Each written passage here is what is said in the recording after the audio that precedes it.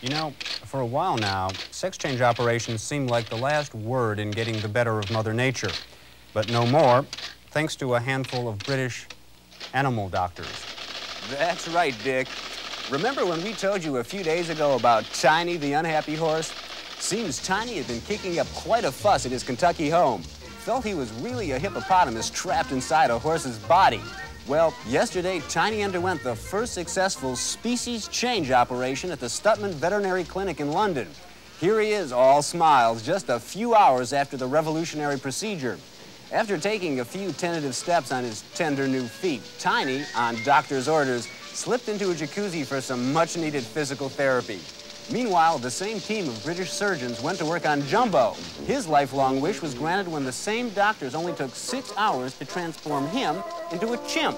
The delighted pachyderm-turned-simian celebrated by getting his first shave and then sitting down to dinner with these former zebras. The Generic News investigative Me Team has been at it again, rooting out scam, scandal, and skullduggery. The scabrous, the scurrilous, and the squalid. In fact, the whole family of scussounds. Tonight, the Me Team rips the lid off of treachery on the turnpike. To the casual observer, what you see here may look innocent enough.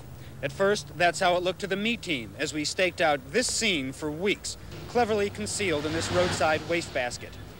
Then we blew up the film. We were stunned at what we discovered.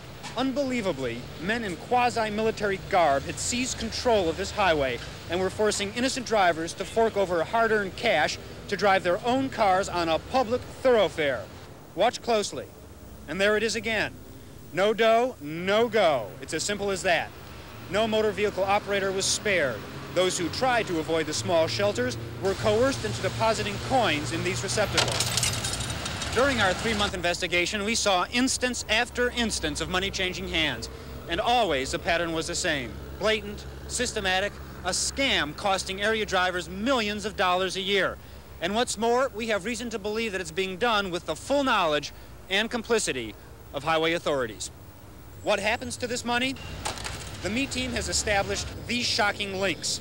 The funds are being laundered here, funneled into numbered accounts at this bank, withdrawn by these men in sport coats who transport it to this building on the outskirts of the city.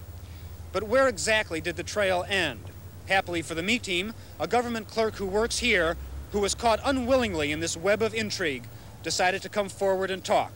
We have electronically distorted his voice to protect his identity. Going through with the funnels and designs of all these ornaments on if I want to be the entrepreneur. The Me Team has contacted federal authorities and a formal investigation is now underway. In the meantime, my advice to you is to avoid highways like this one and to use alternative routes when you travel. For the Me Team, this is R.D. Rosen. Pretty hard-hitting stuff. And while the Me Team has been cracking down on the guerrilla takeover of our highways, our own consumer cop, R.D. Rosen, has been blowing the whistle on still more defective products. Thanks, R.D. Okay, a few suspicious characters in the lineup tonight, and I've booked them all. The charge, false labeling. There's no way these felonious products should be on our grocery shelves. My first culprit, Kling Peaches, and clearly labeled as such. But this is just another open and shut case of fraudulent advertising. These peaches don't cling. In the clinging category, they strike out. Look at this. They don't cling at that angle. This peach won't even cling at that angle. What's more, these peaches don't even cling to each other. Look at this. Let's move on. Let's look at this popular yogurt. It says, with active cultures. Active my eye. I've been watching this yogurt for days, and there's nothing at all going on in here, let alone any cultural events, active cultures. If this is an active culture, I'd like to see a passive one. You want an active culture? Try ancient Greece. Don't look for it in here. It's just another consumer ripoff. Now, how about these shoestring potatoes? Well, we tested them in our lab right here. Need I say more? I mean, whom do these manufacturers think they're kidding? That's it for now. Next week, I'll blow the whistle on stoned wheat thins, whipped butter. There's not a mark on that butter, hasn't been touched. Well, this is the consumer cop just doing his job. Back to you, R.D. Well, we consumers have to be protected. And speaking of protection, that's just what umbrellas afford us. And umbrellas, as we all know, are good to carry in bad weather. And weather, as always, reminds me of our own meteorologist, Professor R.D. Rosen. Well, Professor, what kind of weather do you have for us? Just what kind of weather did you have in mind? Let's look at the weather map, shall we? We've got, looks like we've got wine grapes developing here in California. So if I were you, I'd get out that cheese and crackers, because you're going to need it the next few days, believe me, as those wine grapes are going to extend eastward into Nevada, Utah, southern Idaho. Oh, looks like we've got grape cluster warnings in the nation's midsection. They'll be in effect through tomorrow with the possibility of grapes down in the Gulf. And look at that tongue of warm air coming down from Canada.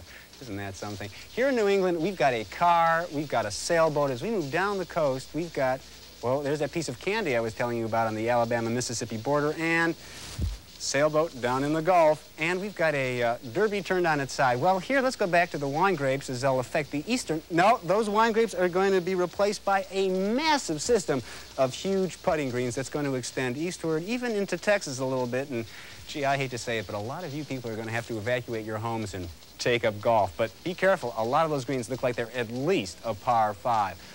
Nationally, the long-range forecast goes something like this. We've got some gray arrows going north, west, and more going east, 3 of them going east, being pushed right out to the Atlantic by an arrow coming up right behind it. That's going to change over to tans and oranges, followed by, as I expected, blues and a kind of beige. And for the weekend, it looks good pretty much almost everywhere, except for Florida, which will experience some severe redness, I'm afraid. Well, wish I could have had some better weather.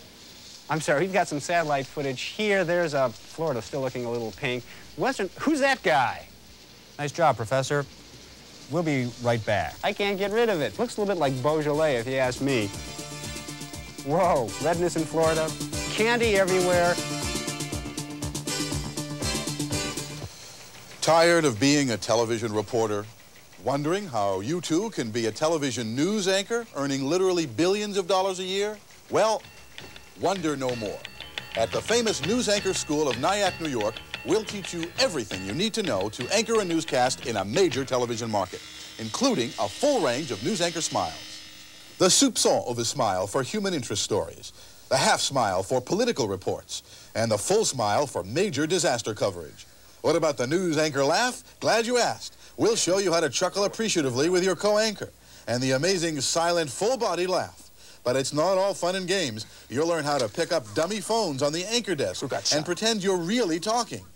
We'll show you how to act at the end of the newscast. You'll learn the proper technique for putting your pens back in your coat pocket, for shuffling your script, yes, even for acting as if you're saying something extremely funny to the meteorologist. Oh, well. Think of it, $1 billion salary with all the trimmings, perks too numerous to mention. The famous News Anchor School of Nyack, New York, the most trusted school in America. And that's the way it is.